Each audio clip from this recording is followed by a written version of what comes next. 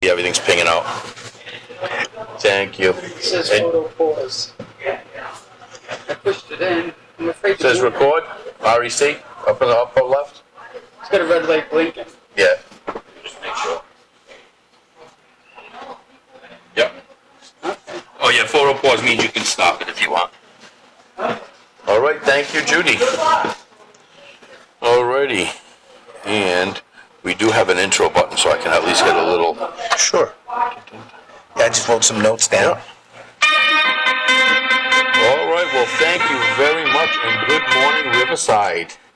We are here today with August Wesley, and August stopped in the other day and saw the microphones, wanted to know what we were doing, and I told him basically the little setup we have, and like everybody that walks in here, everybody has another story, and August was amazing. I got a chance to check him out online. Learned a little bit about him and some of his past, and I don't want to steal any of your thunder, so grew up in California? Yes. So start off how you got involved in wrestling. What was the push in that direction? Because kids go to football, they go to baseball, they go Very true, very true. First, thanks for having me. Not only do you have a lot of viewers, but this place here is phenomenal. I know that's not the content of what we're talking about, but I've eaten here. The hot weenies are great. I've had some of your grinders. Everything is right where it needs to be, and it's in the neighborhood. And that's just huge because a lot of people can't get home-cooked meals. The fact that you guys have warm food over there that people can get, I mean, it just makes it for a nice home feeling, not to mention all the EP memorabilia that you have all over this place. I mean, so when you come in here, you definitely feel like home. And a little bit about myself. I was born here in Providence, Rhode Island. My first place we lived over on Swan Street, right around the corner from the high school. And so that's where I came home as a baby. So, it feels good to see all the pride that you take in displaying all the history for the region. So I'm very fortunate, just and not to break away from your time, but sure. Everything here is donated. Everything you see. I mean, I have very few pieces that are in here. This has all been brought in by people that say, you know what, I've got an old football jacket from my championship year, and I have mugs from the years they graduated. You got hurdles. Yeah, you got hurdles over there. Yeah, the track hurdles. They're kind of used to keep people not too close to the sandwiches, let them work their stations. You're not allowed to jump up to the wieners. So. I would do that. Everyone who knows me knows I'm a hot weenie guy, and I would do that. So, what pushed you into wrestling? What was the big thing? Big brother used to beat on you. You needed to learn some moves. I wish it was that easy. I'm the only boy. I got 5 sisters, and my older cousin Anthony Amato was a wrestler. And so I ended up going up to Portland because I lived in Sacramento. So I ended up going up to visit my family up in Portland, and he took me to a wrestling camp. Little did I know that he had already been a world champion. He had already been an NCAA Division II finalist twice. He would eventually make the Olympic team and place at the World Cup and the Pan Am Games. And so I just kind of fell in love with the sport. I was a little smaller, than everybody else, a little late bloomer also. And were you playing any other sports at the time? At the time, not did a little basketball, like everybody else. Nothing real organized, like as far as on a team. Nothing serious. I was younger. I was in middle school when I started, and not serious into many things. Did the Boy Scout thing and stuff like that. But the thing I liked about wrestling is because it was all about me. And win or lose, there was no fingers to be pointed. There was no one to blame. Someone held somebody, a penalty, pulled me back. Someone didn't pass it to me when I was open. Someone didn't kick it to me when I was by myself. Gotcha. And wrestling is, as much as you need a team, because it is a team sport, right? Practicing, preparing.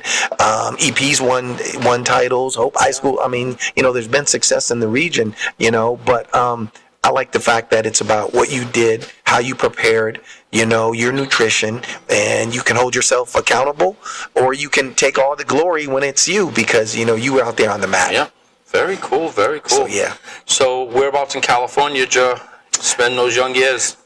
First we started out in SoCal. Down there close to the San Diego area, Vandenberg Air Force Base. That's what took us away, the military. So we was stationed on Vandenberg Air Force Base out there. I got to spend time in San Diego, very short, about 5 days or so. Shout out San Diego, great place to be. Beautiful beauties, everything. And then we ended up matriculating our way down to Sacramento, the capital. So that's where I spent, high school and middle school, and like that there in Sacktown. So it was good. Very cool. Yeah. And high school wrestling? Yes. Yeah. High school wrestling, I was the first 4-year varsity wrestler at our high school. We were a new high school, Center High School. Shout out Cougars.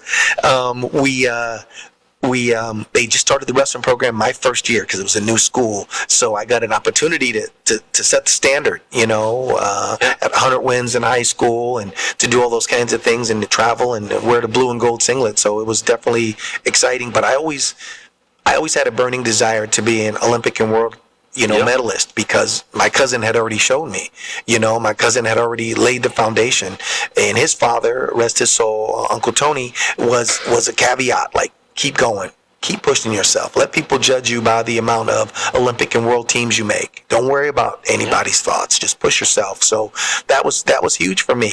And then, later it turned into coaching and stuff like that. But that kept me going. Having a family member that did it at a high level, just kept the desire inside me. A memorable win that you have, something that was just a huge win that really took your breath away.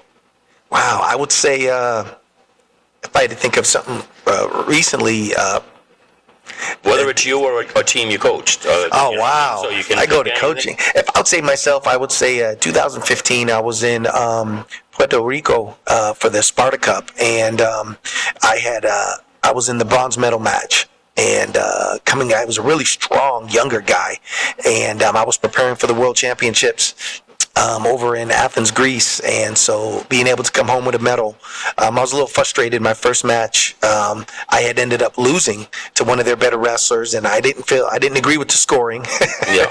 And I was really frustrated. I got to tell you, I was really angry, and I called home, and I spoke to my stepdad, Alan, and I called a couple friends, and I said, I'm done. I'm just gonna go ahead to the World Championships, and they said, listen, you made weight.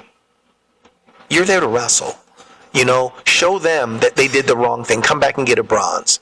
And I was frustrated. I was like, nah, I don't want to, who cares? I had that thought. And it was a selfish thought because a lot of people helped me prepare to get just to that. Yeah. And so, I ended up having to put some wins together to get to the bronze medal match, and I did that. And once I was there, I just felt like I deserved to be there, and that medal was mine. So I went ahead and I won the match in great fashion. And the national team guys were coaching them. I didn't have a coach there, and everything was in Spanish, so I didn't know everything being said because there's different ways to speak Spanish, and not all Spanish is textbook Spanish. Dominican Republic speaks different from Spain, speaks different from Mexico, speaks different from Ebonic Spanish. So I didn't know everything that they were saying, but I just tried to stay in a good stance and handle business, and I did. So that was pretty memorable. Yeah. You also took my second question away when I was going to say something that took the wind out of your sails, a loss, which was kind of you led into your win. Yeah. There was something else that sticks out. There's been things in the, I would probably say the Olympic qualifiers in 2000. So I was able to place in the Olympic qualifications a couple times for the United States, which has been great in 96 and 2000. And I would say losing there because there's so much gravity placed on how you do in the Olympic year. Yeah. In the every other year besides the Olympics, it's the World Championships. So you have World, and Olympics. And even though the Worlds is very hard, because every country can send a representative, the Olympics are special because there's a qualification process within your country often, or selected, and that they get to then participate in the Olympics. And so not all countries, so it's only 16 per weight. Now, 288 wrestlers currently. So where it used to be, they've kind of shrunk the amount of medals that wrestling is getting because they've added women and different weight classes have changed. So I would say it was really tough to come back from losing in the Olympic qualification, even though I ended up placing fifth. And that's great. You can say you placed fifth in the Olympic trials for the United States, which is wonderful. However, you might as well be 144,000 person, because if your goal is to be number one, Number two is that far away. Everything else is that far away. Yeah. Even though really you're the alternate, really you're next. If something were to happen to that person, that's not how you feel. Yeah. You're not getting the pomp and circumstance. You're not getting the banner. You're not getting the awards. You're not getting the uniform. You're not getting so many different things that comes into being an Olympic athlete. Not to mention, you're coming home to your family, your friends, significant others, sponsors, donors, and not hitting that mark. And it was wins that got you there. And now it's... And now the 1L, and you chop liver. I can imagine. It's tough. Yeah, it can be tough. So, but you pick up from there. Yeah. And you get into the coaching side of that world, right? Which is huge because I have many friends who played football, and that last high school game was that last game they ever put on pads and played again. Kids that play basketball can go down the rec and play basketball. Hockey kids, you buy your equipment, you can go rent ice time. Absolutely. Different sports end when they end, so a lot of them turn into softball players just to keep the competitive thing going. Yep. Coaching is another huge step because now you're taking everything that you've brought to the table to get you there. Yes, sir. So a little bit about that. You step into coaching. Wow. What you just explained is what a lot of athletes go through.